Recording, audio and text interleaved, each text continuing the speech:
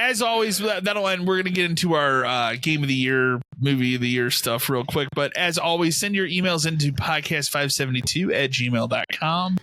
And now, real quickly here, we'll go over. We have our top 5 lists. We're doing movies and games. I'm just going to go in the order we have it here. So, Dan, you're up first for games. All right, so games. Top 5. We'll go 5-1. Just 2024. For the suspense. And again, this is games we played in 2024. Yeah. Not necessarily games that came out in 2024. So my number 5 was probably Helldivers 2. I didn't stick with that game a lot, but I will say like the month and a half that I played it, I really, really liked that game a lot. Yeah. And it's something I probably should need to go back to and play more of. Number 4, Astrobot. That's just like the perfect Sony game that's ever been made. Like it's hard to explain how great of a game that is on every level.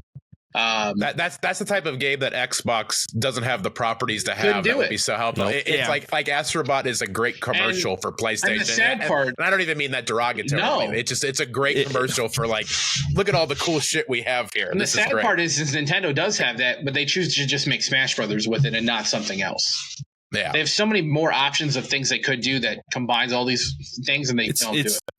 It's also the 30th anniversary of PlayStation this year. Yeah. So it's never a perfect time to put a game out like that. Number 3, Vampire Survivors. Technically, first out on PS5 this year. The amount of time I put into that game is obscene. I have every trophy on both the PS4 and PS5 versions of it. Not for necessarily wanting to get trophies, just because I like playing that game that fucking much that it's fun to get the trophies. That game is incredibly good for what it is. Number 2, Baldur's Gate 3. That's a game I still have. I feel like I've barely scratched the surface on, but just like. But also, you've done a lot. I've done so much that I just know that like this game is incredible. The detail, every single detail is thought about in this game. Yeah, and it's wild the different experiences like you and I have had, and they're so wildly different. We were going through at the same time just to see how different we were playing. Hey man, and how did you meet the frog that fucking killed you? No, because I sure did, and he fucking killed me. Frog. Like, it's nuts so how wild I need to dive deep back in and get into it. That game's great. And then number 1, it's Rebirth. Like it's and it's funny because I don't necessarily even know if I think that like is the greatest technical game I've ever played, and the story is confusing and all that kind of stuff. But it's more so for what they did for this game to follow up the last one, because the last one already was such like a major change from what 7 already was. And it was amazing that they could build this game into being this action-based game with blowing out all these store areas and making it big. And then this game tripled down. Giant open world. It all works. It all makes sense. It just fits together. It continues everything. Nothing. It's Zach is back. You get to play with it's just for a Final Fantasy VII fan. It's just incredible, and it really makes me excited for what the third game could possibly be. Because it has to get bigger somehow, and I don't know what that means. Well, they have to do the airship. They have to, but and they said they're not going to skip on this. They're not going to compromise on the airship in this game. This game's huge. I don't understand how that's going to work, but I'm excited for it. So yeah, it's probably Rebirth. This number 1. I'm up next. Number 5 for me was the Silent Hill 2 remake. It took me a little longer to get through than it probably should have, but I really enjoyed it. It was when it came out, it right before it, we weren't sure. Bluebird team was handling it. We weren't sure if they were going to stick the landing with it because they've had some questionable past releases in the horror genre for some people. I really liked their previous game. I can't think of the name of it right now. It was an Xbox launch, the Medium. I really enjoyed that, but I know other people didn't. But they knocked it out of the park. The game visually looks phenomenal. It is Silent Hill 2 again, and if you've not ever played, I would still like to see a remake of the original Silent Hill, but I think for people that have never played a Silent Hill game, this would be the gateway to get into the franchise. So I understand why they picked it. Phenomenal horror game. Number 4, I cheated a little bit. I've been addicted to the simulator games this year, so I put it as a simulator trio. So Supermarket Simulator, the trading card game to a lesser extent, and then Laundry Store Simulator. I don't know. that's been my grind this year, these simulator games, and we're on the heels. I did buy a mall one, but there is a better looking mall one coming out this year that I know is going to dominate shit. And then we say it all the time, but hey man, if anybody's listening that makes these games, make a video store one. Destroy my life, because it will. If you make a video store one, I will never stop. We're gonna have to do it ourselves. We're gonna have to, right? Number 3 for me is Final Fantasy VII Rebirth, for many of the same reasons that you have it at the top of your list. I loved Remake, and I was the person going into Remake being like, I don't know if they're gonna be able to pull it off. How many times did we make fun of it and the jokes and the memes before Remake came out of like, this is stupid, splitting this into 3 parts, and what the fuck are they doing? Right. But Rebirth really brought it back for me even more. They answered all the questions I had with like, how are they going to make an even bigger open world? Like, how are they going to handle this part of the game? And they handled it masterfully. So I have full faith and confidence in the third and final part, but I had a fantastic time with Rebirth. Number 2 for me is Astrobot. Astrobot is it's amazing. It's probably the best platformer that we've had in the last probably decade. And it improves in every way upon the game that came with your PS5. You buy a PS5, the Playroom. So, it was a tech demo, but it actually really felt like a game. And that's what everybody said at the time. So it made sense. They were like, hey, let's make Astrobot. So then finally, and clutching it at the end of this year, is Indiana Jones and the Great Circle is my game of the year in 2024. I can predict that's going to be on my 2025 list, just so you're aware. Yeah, no, we'll find out. Against all odds, we talked about it all year. We had this like, man, Microsoft really needs this game to be a 9 out of 10 or a 10 out of 10. Like, it cannot be anything less than that. And just from everything we talked about earlier, across the board, it feels like a lost Indiana Jones movie that you get to play. That's the best compliment I can give it. Everything about it works. I did at the end, I will say, I only had 2 technical issues with the game. I had one instance where Indy fell through the world, and at first I thought it was part of the game because the game gets kind of wacky at times towards the end of it. So I thought it was a legitimate thing happening. I realized like, no, this is a glitch in the game. And then the very last level of the game, at least for me, I got a really bad stealth checkpoint where the AI companion you have just keeps running in front of a guard and kept alerting. And I had to do some killing. Mm-hmm. When I said I had to use the gun, that was the one time I had to use the revolver because I was like, I don't know a way around this. But just an incredible game. Like, even to the end, when you find out exactly what is going on here, what the actual thing is for the Great Circle, it's a tremendous game. It fits. It makes perfect sense for what Indiana Jones is. I really hope. I watched the credits because I was like, I want to see who wrote this game, and it's somebody from Machine Games, whose name I'm not going to be able to pronounce because they're from whatever country Machine Games is in. But I really hope those same people write a sequel to this game because they understand the character. So that's it for me, Matt. Nice. I'll run through it. Super Mario RPG is number 5 for me. I just really enjoyed my time with that. And 4, 3, 2, and 1. There we go. We're done. 4 is Dying Light 2. I haven't finished it, but I've enjoyed going back and forth to it because I was disappointed highly in Dying Light 1. And when I bought 2, I bought it at a whim, and I just plugged it up this year, and I really enjoyed how clean it was compared to 1. Number 3, Astrobot. I haven't finished it, but I mean, what I've played of it is fantastic. And like I said, my youngest keeps deleting his saved games, so I keep having to help him with it.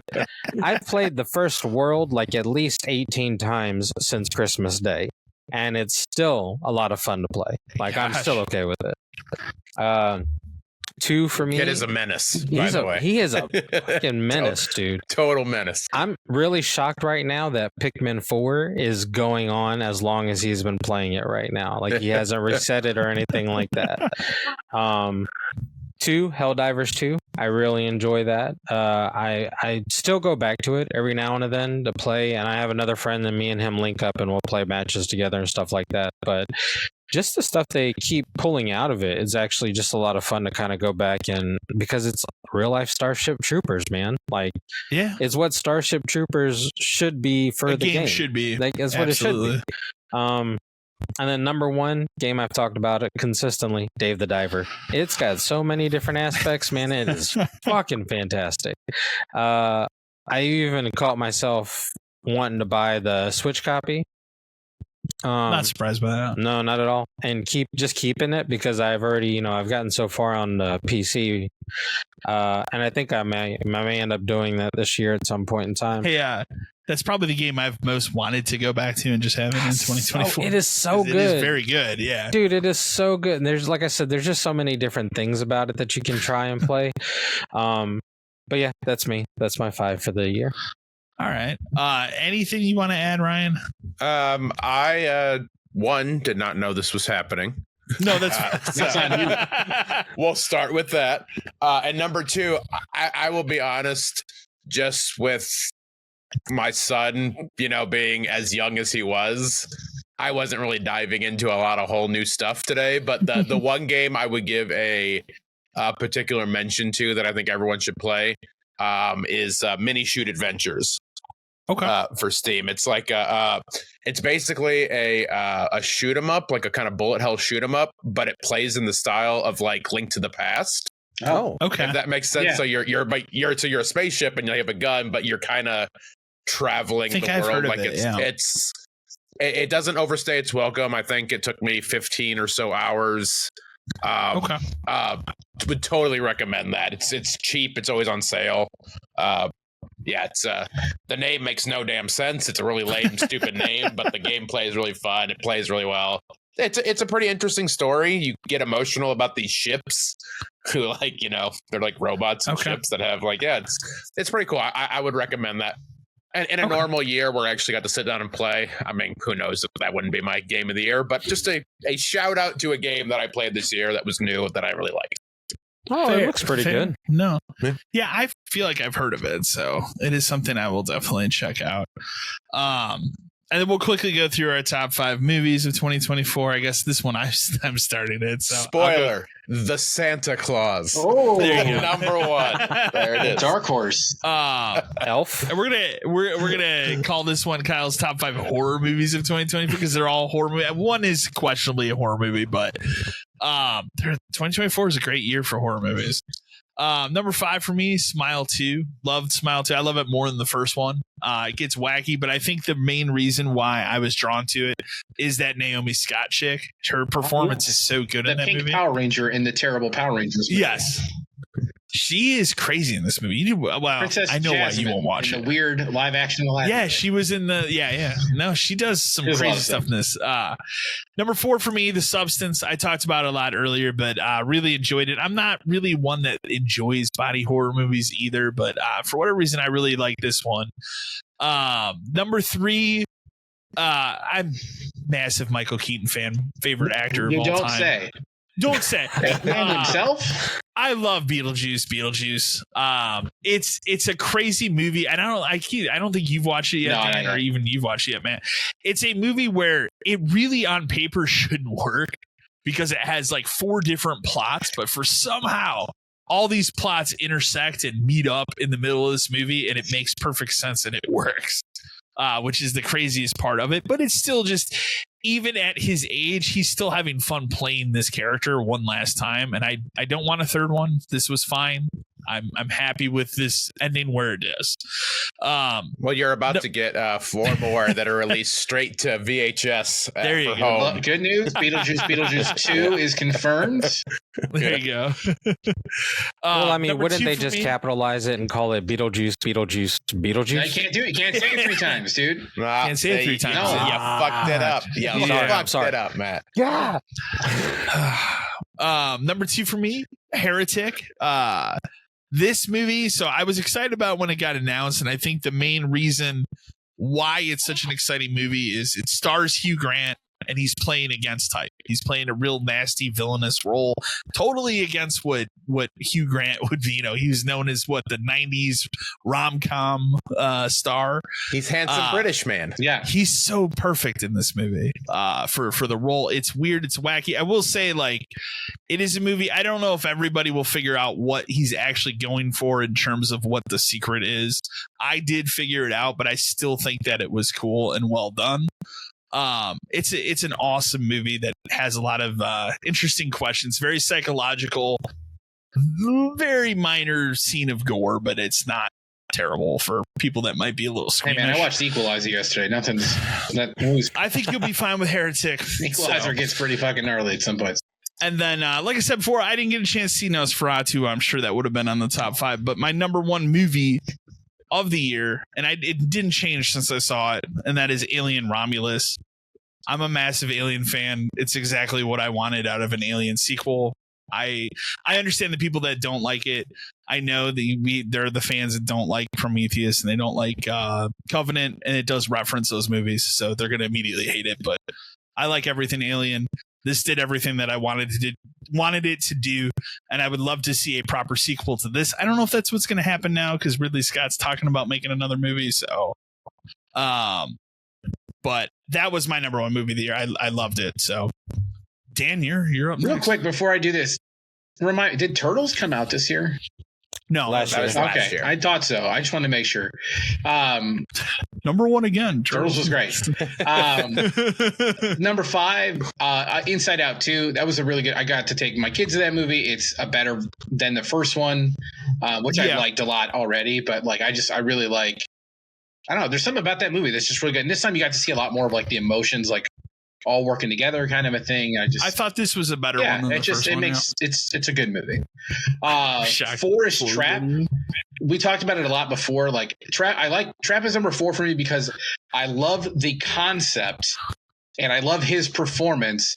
I was just let down by the execution at the end. There's a better way to end that movie, and it's out there somewhere, but I think all of the rest of it is really strong. That I did like it. Yeah. 3 is The Beekeeper. We talked about Beekeeper.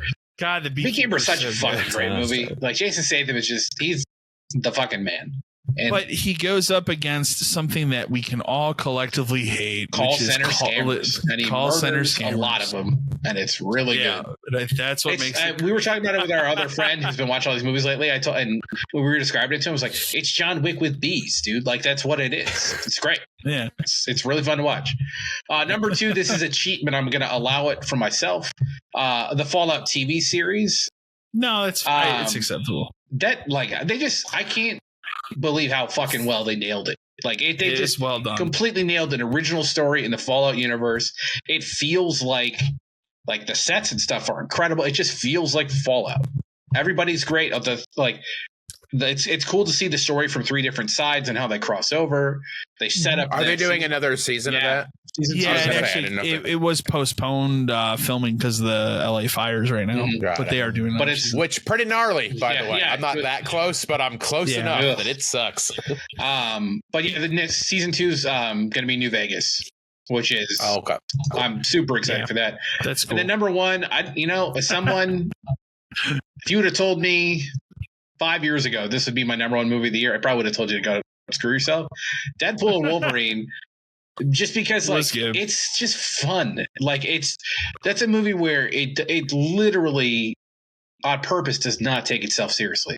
It just says fuck it. And we're gonna do whatever the hell we want. Ryan Reynolds has just basically said, hey, Hugh Jackman's back. We're gonna make another movie, and Chris Evans is the Human Torch, and we're gonna rip his skin off. The movie's so absurd, but it's so fan servicey that it just has fun.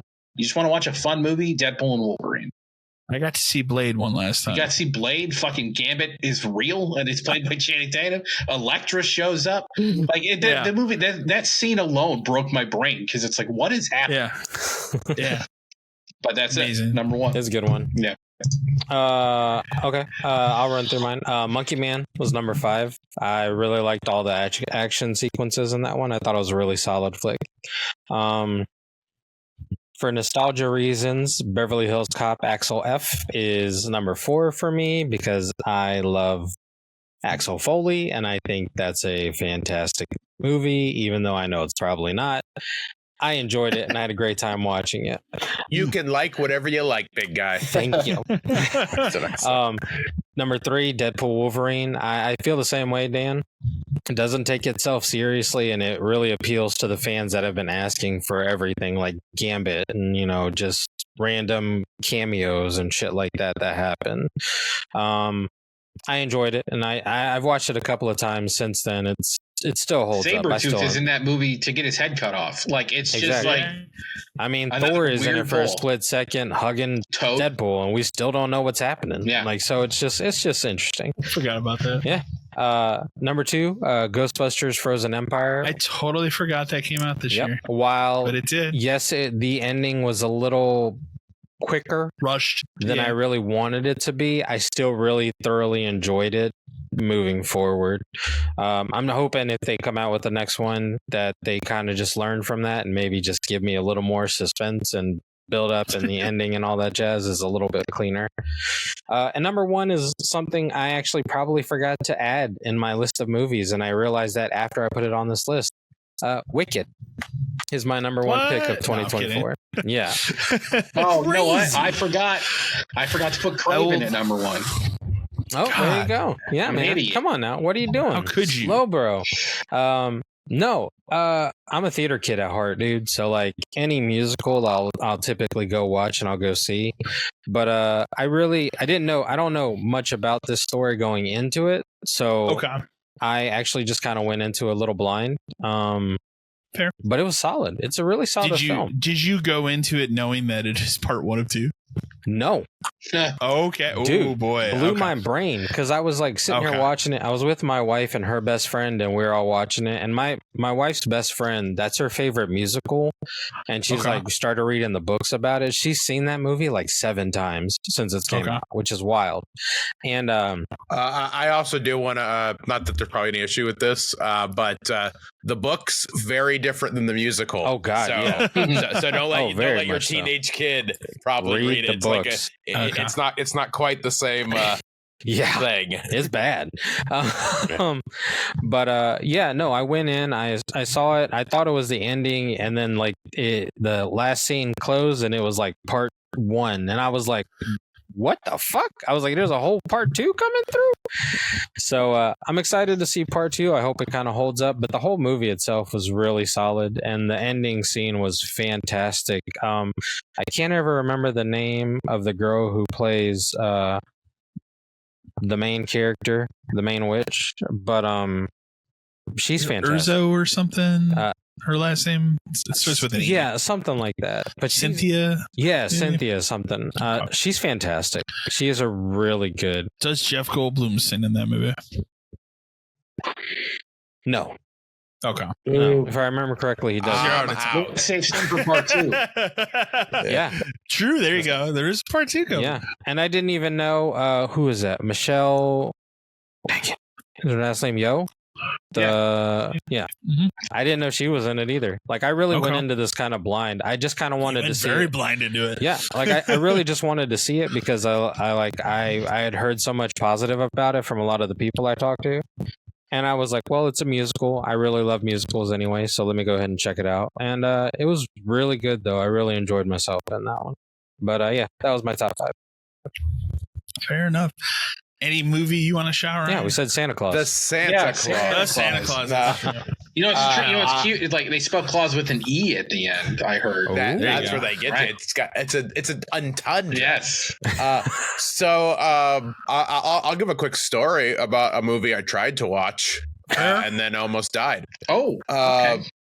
So my wife and I, we're not big movie people here. We're more TV show people here, just because we don't always have the brain space to sit down for an hour and a half to 2 hours, but we can usually sit down for 22 minutes to watch it, you know. But my sweet mother-in-law was nice enough one night she agreed to watch The Baby, and we were like, let's go see a movie.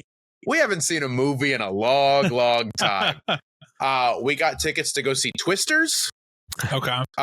We got into the movie theater. We sat down for about 10 minutes. My wife went to go get a drink. She came back and she was like, "We're about to be evacuated." and they came in. There was a CO2 leak in the building, and we had to be evacuated. And so we still have passes to go see a movie at some point. But we have not got to go see yet. So it's my favorite movie of the year, not Twisters. Next year could be Twisters. Ooh, it's hard to say. But Right now, not Twisters. I watch a lot of old movies. I do that on planes.